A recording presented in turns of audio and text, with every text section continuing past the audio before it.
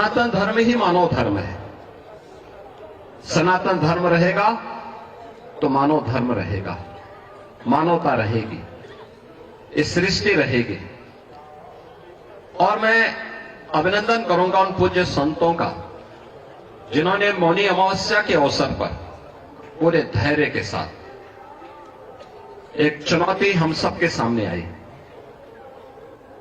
कुछ पुण्यात्मा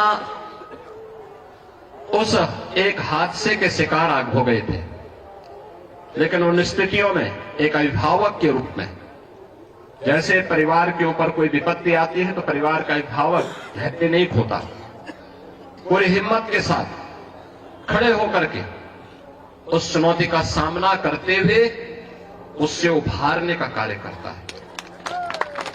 और आपने देखा होगा कि जो सनातन धर्म के विरोधी हैं, वे लोग एक प्रयास कर रहे थे कि संतों का धैर्य जवाब दे दे और उसके बाद जग हसाई का एक कार्य कराया जाए। लेकिन मैं अभिनंदन करूंगा पूज्य तुलसी पीठाधीश्वर जी का भी, पूज्य जोना पीठाधीश्वर जी का भी, अपने सभी 13 के 13 अखाड़ों का भी, पूज्य फूलडोल दास जी महाराज वृंदावन धाम से हमारे पास आए हैं, अत्यंत वरिष्ठ संत हैं। इन सभी पूज्य संतों का जिन्होंने उन स्थितियों में पूरे महाकुंभ के आयोजन को अपना आयोजन मान करके पूरे धैर्य के साथ परिस्थितियों का सामना करते हुए पुण्य आत्माओं के प्रति विनम्र श्रद्धांजलि भी की और मां गंगा के प्रति, महाकुंभ के प्रति अपने दायित्वों का निर्वहन करने के लिए भी अपने उत्तरदायित्वों का पूरी श्रद्धा, पूरी निष्ठा के साथ निर्वहन करते हुए इस आयोजन को सकुशल आगे बढ़ाए।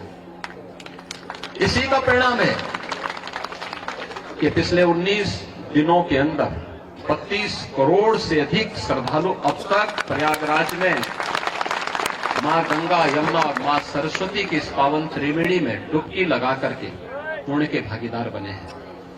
जो यहां से जा रहा है, यहां की परंपरा के बारे में, यहां की गाथा के बारे में, यहां की व्यवस्था के बारे में गुणगान कर रहा है।